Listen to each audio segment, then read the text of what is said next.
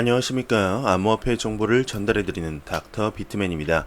네, 미 CFTC 주간 보고서가 비트코인 롱 포지션이 현재 증가를 하고 있다고 합니다. 시세 상승을 예견하고 있다고 하는데요.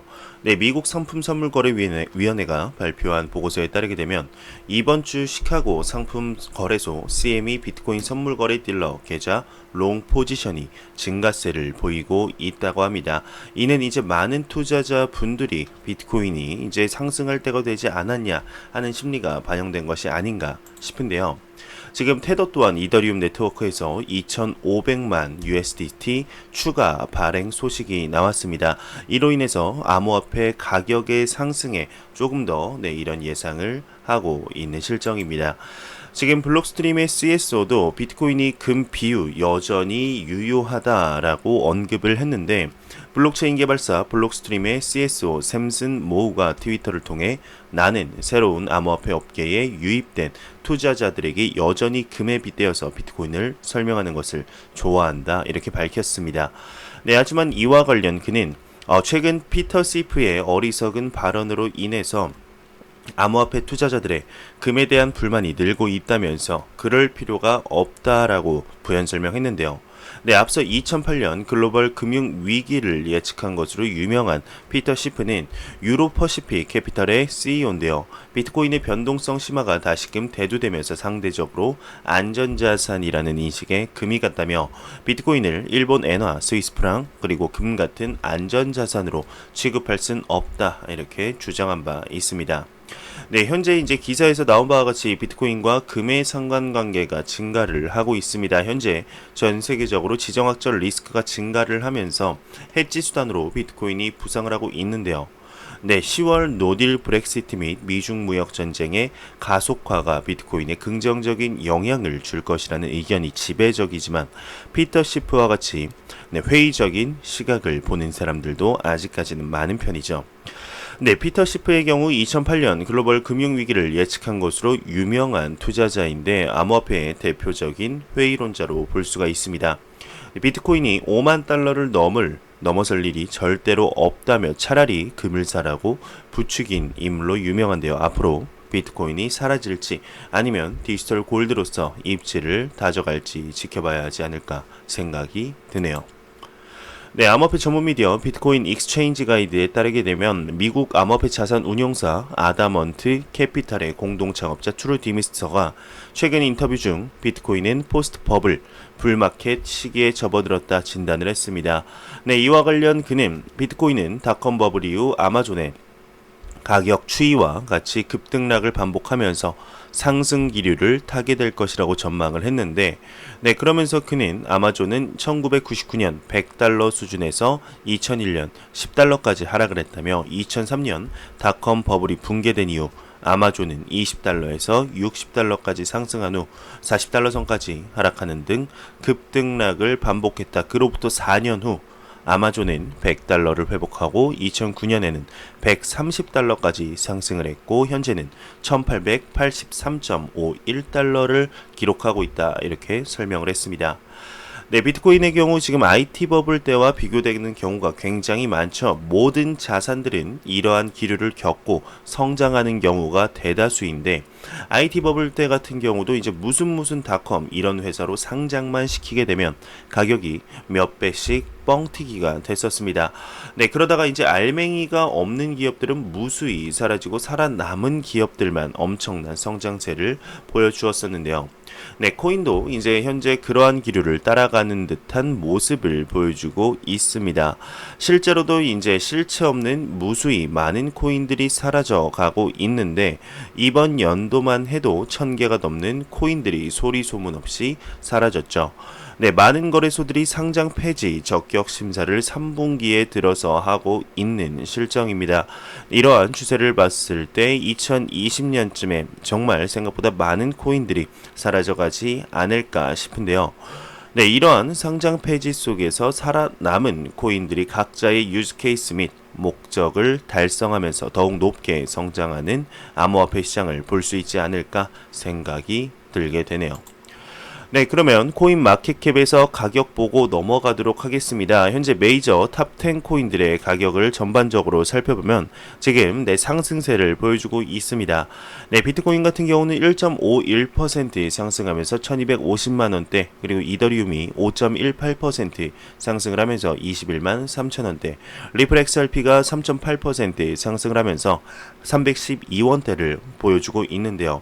지금 메이저 탑 10 코인 중에 가장 큰 상승세를 보여주는 코인이 이오스입니다. 이오스가 11%나 지금 상승한 모습을 보여주고 있습니다. 비트코인 도미넌스 같은 경우는 어제 대비 소폭 하락함, 한 1% 하락했죠. 70.3%를 보여주고 있는데 그래도 아직까지 너무나 높은 암호화폐 시가총액 점유율을 볼 수 있지 않나 생각이 들게 되네요. 네, 그레이스케일의 비트코인 투자 신탁이 기관 투자자들은 22.6%의 프리미엄을 내고 투자한다 언급을 했습니다. 기관 투자자들이 비트코인 자산 자체를 보유하지 않고 비트코인에 베팅할 수 있는 그레이스케일 비트코인 트러스트 자산에 대해 높은 프리미엄을 내면서 이용하고 있다고 언급을 하고 있는데요. 네, GBTC는 이제 비트코인의 현물가를 추적하는 투자 수단으로서 주류 금융 투자자들에게 친숙한 투자 수단이라고 합니다. 네, 그래 작성 당시 GBTC의 시세는 12.85달러였다고 합니다. 각주의 기본 가치는 실제로 현재 가격으로 10.48달러였다고 하는데 GBTC에 이제 투자함으로써 투자자들은 비트코인 직접 투자 대비 22.6%의 프리미엄을 지불하고 있는 셈이죠. 네, 그러면서 이제 암호화폐 데이터 제공 업체인 디지털 에셋 데이터의 대표 라이언 알프레드에 따르게 되면 프리미엄은 점점 더 널리 퍼지는 현실을 반영한다며 알프레드는 대부분의 사람들, 특히 월가에 있는 사람들은 그들을 위해 자산을 보유하고 있는 관리자에게 익숙하다고 설명을 했습니다. 네, 그러면서 본인의 개인키를 보호하고 노출되지 않기 위해 기꺼이 지불해야 할 액수라고 생각을 하고 있다면서 비트코인 26억 달러 하나로 약 3조 1천억 원 상당의 넘는 비트코인이 관리되고 있는 가운데 이제 트레이드 오프, 즉 하나를 얻기 위해 하나를 희생하려는 투자자들이 생각보다 많다, 이렇게 언급이 되고 있네요. 네, 그러면서 이제 알프레드는 높은 프리미엄이 상승 신호라고 언급을 하면서 기관 투자자들 사이에서 비트코인에 대한 수요가 현재 충족되지 않고 있음을 보여주고 있다고 합니다. 이번 주 초 현재 진행 중인 생성과 상환 절차를 포함하는 바네크 솔리드 X의 비트코인 트러스트의 출범은 월가의 암호화폐에 대한 노출을 개선시켜 이 과정에서보다 유동적인 시장을 창출할 것으로 보이고 있는데 암호화폐는 점점 더 점유 시장으로 가고 있다라고 언급을 했습니다. 네, 그러면서 매일 프리미엄 없이 거래되는 실제 비트코인 ETF가 있을 때 수요가 실제적으로 정말 더 높게 늘어날 수 있다라고 덧붙였네요. 네, 기관 투자자들이 본인들의 비트코인 자산을 안전하게 지키는데 이러한 프리미엄은 기꺼이 낸다는 기사였습니다. 네, 그 말인즉슨 이런 프리미엄을 내서라도 안전하게 비트코인을 보관할 수 있다면 크게 상관없다는 것인데 암호화폐 시장이 더욱더 커진다는 것에 이견이 없다는 뜻이겠죠. 네, 그리고 기사에서 나온 바와 같이 현재 비트코인 ETF를 많은 분들이 기다리는 소식이 아닐까 싶습니다. 네, 10월달에 SEC가 비트코인 ETF에 대해서 다시 한번 답을 줘야 하죠. 벡트의 커스터디 서비스는 이제 어제 오픈을 했고 정식 오픈이 9월 23일로 예정이 되어 있죠. 벡트가 정식 오픈을 하게 되면 비트코인 ETF에 긍정적인 영향을 미치게 되지 않을까 싶습니다. 네, 긍정적인 영향을 줘서 많은 분들이 기다리는 ETF 이번 연도 안에는 승인이 났으면 좋겠네요. 네, 미 연방준비은행의 의장이 소비자들인 중앙은행의 디지털 화폐를 요구하지 않는다 언급을 했습니다. 미 연방준비제도의 제롬 파월이 중앙은행이 발행하는 디지털 화폐에 대해 현재의 온도감을 언급을 했는데 또한 페이스북의 암호화폐 리브라의 잠재력을 인정하면서도 도입에는 여러가지 장벽이 있다, 이렇게 지적을 했습니다. 네, 그러면서 스위스 국제연구소가 주최하는 포럼에서 미국 FRB의 제롬 파월 의장은 중앙은행에 의한 디지털 화폐의 발행과 페이스북이 주도하는 암호화폐 리브라에 대한 견해를 언급을 했는데요. 네, 이 포럼에서는 중앙은행이 디지털 화폐에 의한 기회와 혜택을 간과하고 있는 것이 아니냐 하는 지적이 나왔으나 파월 의장은 FRB가 디지털 화폐 동향을 주시하고 있지만 도입을 적극 검토하는 것은 아니다 이렇게 밝혔습니다. 네, 그 이유에 대해서 지폐가 위조되는 문제는 이미 존재하고 있다. 한편 미 달러의 디지털 화폐를 검토할 때에 사이버 보안의 안정성은 필요 불가결하게 된다. 그렇지 않으면 해킹을 당해서 무한하게 만들어져 버린다며 과제를 설명했습니다.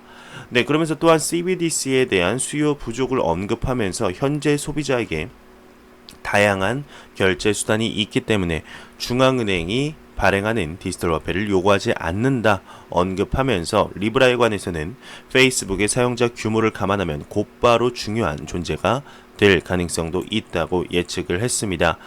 네, 그러면서 그는 리브라는 규제 당국의 높은 규제 수준에 부응해야 하기 때문에 당장 이 프로젝트가 수행되지는 않을 것이다 이렇게 견해를 밝혔는데요.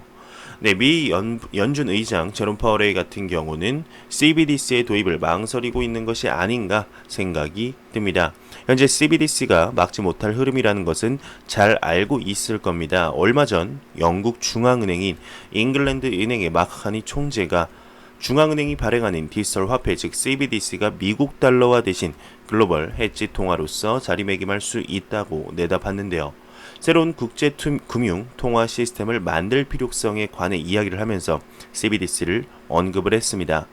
네, 그러면서 많은 분들이 이미 아시고 계신 중국 같은 경우는 미중 무역 전쟁의 위협을 암호화폐로 타개하려는 모습을 보여주고 있죠. CBDC의 발행을 가속화하고 전 세계적인 동향을 살펴본다 언급을 했었습니다. 네, 하반기 아니면 내년 상반기에 정식 출시된다는 찌라시가 돌았었지만 중국 인민은행 측에서 사실이 아니라고 발표를 했었는데 그래도 생각보다 빠른 시기에 중국의 CBDC가 출시되지 않을까 생각이 들게 됩니다. 그리고 IMF 총재 크리스틴 라가르드도 CBDC는 전 세계 중앙은행들이 점차적으로 발행을 할 것이다 언급을 했었는데요. 현재 캐나다 그리고 싱가포르, 네덜란드, 얼마 전에는 우루과이가 CBDC 발행을 위한 시범 프로젝트를 시작했다고 언급한 바가 있습니다. 네, 과연 어떤 식으로 진행이 되게 될까요? 네, 미국 같은 경우도 하루빨리 암호화폐에 대한 스탠스를 명확하게 하는 것이 도움이 되지 않을까 생각이 들게 됩니다.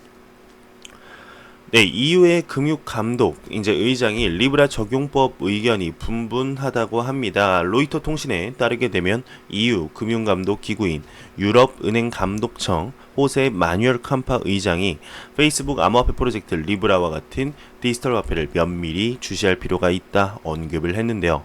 네, 그는 리브라 공개 전부터 관리감독기관은 암호화폐 반세탁 등 악용 가능성에 대해서 경고 메시지를 보냈습니다. 네, 금융자산은 EU 투자법 전자결제는 현지 결제 규정을 준수해야 한다. 하지만 암호화 자산은 어떤 규정을 따라야 하는지 여전히 의견이 분분하다며 리브라도 마찬가지다 덧붙였습니다. 네, 리브라에 관해서 한 가지 더 나온 소식이 있는데 아브라의 CEO가 이제 페북 리브라 개발은 비트코인 확장성 한계 때문이라고 언급을 했는데 페이스북이 자체적으로 암호화폐 리브라를 개발할 수밖에 없었던 이유는 비트코인의 확장성의 한계 때문이라고 전했습니다. 네, 그러면서 페이스북 관계자를 인용해서 페이스북은 원래 자사결제 서비스에 비트코인을 도입하려고 했으나 비트코인으로 전 세계 약 12억 명의 사용자가 사용할 수 있는 상거래 시스템을 지탱하기엔 사실상 불가능하다 이렇게 판단을 했다고 하네요. 네, 리브라 백서 공개 이후로 지속적으로 나오는 리브라의 소식이 오늘도 또한 나왔습니다. 네, 현재 암호화폐에 대한 글로벌적인 명확한 규제가 정해지지 않은 상황에서 리브라라는 거대한 스테이블 코인이 발행을 내년 상반기쯤에 할 것으로 예상이 되기 때문에 전 세계적인 암호화폐 규제가 빠르게 진행이 되지 않을까 생각이 들게 됩니다. 네, 현재 국제적인 정세를 보게 되면 리브라를 무작정 죽이기보다는 좋은 쪽으로 좋게 한번 사용해보자라는 의견들이 많은 것을 볼 수가 있는데요. 네, 리브라 또한 한창 리브라 죽이기 때 엄살 피웠던가는 달리 어떻게든 내년 상반기에 출시하기 위해서 리브라 블록체인에 치명적인 결함을 발견하는 사람에게 $10,000라는 상금을 걸기도 하며 부사장은 여기저기 열심히 뛰어다니는 모습을 볼 수가 있습니다. 네, 이러한 모습을 봤을 때 내년 상반기쯤에는 무난히 출시가 되지 않을까 싶은데 현재 리브라뿐만 아니라 바이낸스가 개발 중인 비너스의 경우 아마 조만간 또 언급이 되지 않을까 싶습니다. 네, 리브라와 비너스 둘 다 비슷한 성격을 보이는 것과는 다르게 바이낸스의 비너스는 이상하리만치만큼 지금 언급이 안 되는 실정이죠. 네, 리브라 암호화폐 시장에 대한 막대한 영향을 미칠 것으로 보이는데요. 그 영향이 부디 긍정적인 영향이었으면 좋겠습니다. 네, 오늘 리플 XRP에 관한 소식들이 굉장히 많이 나왔습니다. 한번 보도록 하겠습니다. XRP가 2,600만 달러 대규모 이체가 이제 리플사에서 제드 맥케일럽으로 넘어갔다고 합니다. 네, 암호화폐 자산 이동 추적 서비스 웨일 얼렛에 따르게 되면 방금 전 리플 주소에서 스텔라 공동 창업자 제드 맥케일럽 주소로 1억 개의 XRP가 이체가 됐다고 합니다. 네, 그러면서 리플에 관한 파트너십에 관한 소식이 나왔습니다. 파키스탄 파이잘 은행과 파트너십을 맺었다는 소식인데요. 암호화폐 전문 미디어 AMB 크립토에 따르게 되면 리플이 파키스탄 파이잘 은행과 파트너십을 체결했다고 합니다. 네, 파이잘 은행 같은 경우는 리플과 제휴를 통해서 빠르고 안전하고 편리한 해외 결제가 가능해졌다 밝혔는데 파키스탄은 아직 자국 내 암호화폐 사업을 허용하고 있지 않고 있다고 하네요. 암호화폐 규제 및 인가제를 검토 중이라고 미디어는 전했습니다.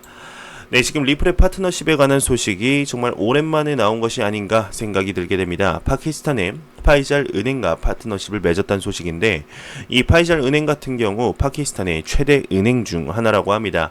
공식적으로 파키스탄에서 가장 큰 민간 은행 중 하나로 알려져 있는데요. 220개 이상의 지점을 보유하고 있다고 하네요.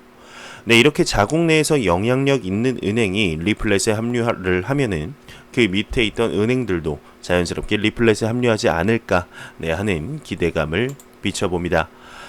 네, 그러면서 이번에는 이런 운동이 나왔습니다. 리플 XRP 실용성을 해방하라, 리플의 판매량을 늘리라는 운동도 출연을 했다고 하는데 과연 어떤 소식인지 보도록 하겠습니다. 네, 리플 XRP 보유자들이 XRP 판매를 그만두라고 리플사에 항의를 하는 가운데 이와 반대로 리플사는 XRP 판매를 늘려야 한다라는 목소리도 나오기 시작했습니다. 네, 온라인 청원 사이트에 따르게 되면은 리플인 XRP의 덤핑을 증가시켜야 한다는 제목의 청원이 올라왔는데요. 지금 269명 이상의 찬성이 모였습니다. 네, 이 청원 사이트에 올라온 글을 따르게 되면은 이것은 보급을 향한 경쟁이라며 XRP는 세계 여러가지 문제를 해결할 수 있는 툴이라고 주장을 하고 있습니다. XRP의 실용성을 높이기 위해 오히려 리플앤 XRP 판매를 추진해 인프라 투자 등으로 돌려야 한다라고 주장을 하고 있는데요. XRP의 실용성을 해방하라. 네, 사상 최고의 디지털 자산을 그것이 필요한 사람들의 손에 보내자. 비트코인은 아무것도 하지 않기 때문에 공급에 게임을 하지 않으면 안 된다. XRP의 가치는 실용성에서 온다. XRP 사용하면 사용할수록 그 가치는 커진다. 이렇게 언급을 하고 있습니다. 네, XRP의 이제 판매를 그만두라는 항의에 대해서는 리플사의 CEO 빵형이 XRP 실용성을 높이기 위해 행해지고 있다라고 반박한 바 있는데요. 네, 과연 어떻게 될까요? 네, 이번에는 저번 운동과는 다르게 지금 리플 XRP 실용성을 해방하라라는 운동이 출연을 했습니다. 참 리플사 입장에서는 난감하지 않을까 생각이 드는데요.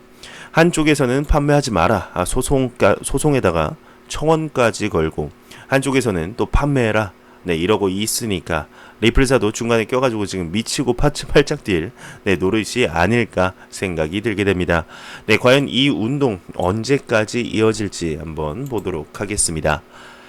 네, SBI 홀딩스의 CEO가 리플과 여러가지 문제로 협력할 계획이다. 송금을 위해 XRP를 사용할 것이다 라고 언급을 했습니다. 네, 최근 일본에서 열린 핀테크 활용을 주제로 한 핀썸 2019 행사에서 SBI 기타오 대표가 SBI와 리플과 여러가지 문제에 대해서 협력할 계획이라고 언급을 했습니다. 네, 그 중에서 이제 송금 서비스에 XRP를 사용할 것이라는 것도 포함이 되어 있는데요. 네, 최근 한 트위터는 SBI 기타오 회장의 인용하는 글을 게재했습니다. 네, 그는 XRP를 국경을 넘는 빠른 송금 서비스에 활용을 하면서 리플과 다른 문제에도 협력할 것이라고 언급을 했는데, 네, 그는 SBI에 있어서 리플과의 동맹은 매우 중요하다고 언급을 했네요. 네, 그러면서 지난해 가을 리플과 금융계의 거인인 SBI는 XRP와 리플의 엑스커런트 기술을 탑재한 머니탭 결제 어플리케이션을 시작을 했는데, 기타오 요시타카는 이 앱을 통해서 이 앱을 트윗에서 언급하면서 SBI 주력 상품으로 만들겠다 약속을 했었습니다. 네, 올해 초 또 이제 기타오 회장 같은 경우는 리플의 이사회에 합류를 했었죠. 네, SBI의 네, 발음이 꼬이네요. 네, SBI에 관한 소식이었습니다. 네, 이 기사에서 나온 머니탭 같은 경우 리플과 일본 은행 연맹 소속 은행 60여 곳을 연결해서 거래 수수료를 낮추고 당일 송금을 가능케 할 것이라고 했는데, 네, 앞서 언급한 일본 은행 연맹에 소속된 60여 곳의 현지 은행들은 일본 전체 은행 시스템의 80%를 차지한다고 합니다. 네, 머니탭 같은 경우는 올해 말 SBI 리플 아시아 일본 은행 컨소시엄의 지원을 받아서 응용 프로그램 서비스를 시작할 계획이라고 하는데요. 네, 리플 같은 경우는 머니탭의 출시로 일본 국제송금 시장의 중심에 서게 될 것이라 기대를 하고 있고, 머니탭을 통해서 기존 시스템에 비해 저렴한 수수료로 소규모 이체가 가능해질 뿐만 아니라 소요되는 시간도 줄일 수 있다고 합니다. 네, 머니탭 같은 경우 압도적인 경쟁력으로 지금 일본 시장에서의 성공을 자부하고 있는데, 머니탭이 실질적인 XRP를 활용한 은행 간 이체 서비스이기 때문에 리플에도 긍정적인 영향을 미칠 것이다 라는 의견이 현재 지배적입니다. 네, 과연 어떻게 진행이 될까요? 그리고 XRP 가격에 어떠한 영향을 미치게 될지 지켜보도록 하겠습니다. 네, 애플의 부사장이 암호화폐에 흥미롭고 장기적인 잠재성 갖고 있다라고 언급을 했습니다. 애플의 결제 서비스 부문 부사장인 제니퍼 베일리가 회사에서 암호화폐에 대한 잠재성을 높게 평가하고 있다고 언급을 했는데요. 네, 우리는 암호화폐에 대해 검토하고 있다. 우리는 암호화폐를 흥미롭게 생각하고 있다. 장기적인 잠재력을 갖고 있다. 네, 애플의 암호화폐에 대한 관심 표명은 6월 발표된 페이스북의 암호화폐 리브라 발행 프로젝트에 연이은 것으로 의미 있는 움직임일지도 모른다고 합니다. 네, 애플이 페이스북과 같은 길을 걸어간다면 이는 암호화폐 업계에 큰 영향을 미칠 것이라고 하는데, 향후 몇 년 동안 소비자로부터 더 많은 수익을 창출하려는 애플의 목표를 감안할 때 암호화폐로의 전환은 타당한 것이라고 하네요. 네, 애플은 자사의 애플페이 사용자들에 대한 정확한 수치를 공개하지 않지만 회사의 자료에 따르게 되면 매달 10억 건에 달하는 거래를 처리하고 있다고 합니다. 네, 그러면서 베일리는 해당 서비스가 2014년 개시된 이래로 미국 내 비접촉식 결제의 수용 비율이 3%에서 70%로 급증했다고 언급하고 있습니다. 네, 현재 애플의 가장 큰 라이벌이라고 하면 삼성을 볼 수가 있는데요. 그 라이벌이 스마트폰 안에 암호화폐 지갑을 탑재한 것은 분명히 알겠죠. 신경이 쓰일 겁니다. 하지만 아직까지 암호화폐 지갑에 대해서는 크게 언급한 바가 없지만 암호화폐 시장과 블록체인 시장에 있어 꾸준히 관심을 가지며 개발자 키트까지 내놓는 등 침 암호화폐적인 이런 성향을 조금씩 드러내고 있습니다. 네, 애플 같은 경우에는 예전에 비트코인 지갑을 애플 스토어에서 아무런 예고 없이 삭제한 바가 있는데요. 네, 이렇게 암호화폐에 대해 부정적인 시각을 갖던 기업이 친화적으로 바뀌었다는 것만을 해도 크게 의미를 가지지 않을까 생각이 드는데, 더 나아가 정말 아이폰에도 암호화폐 지갑을 조만간 볼 수 있게 되지 않을까 생각이 들게 됩니다. 네, 나스닥 금융정보 플랫폼 퀸들이 암호화폐 등급평가 등 데이터를 추가했다고 합니다.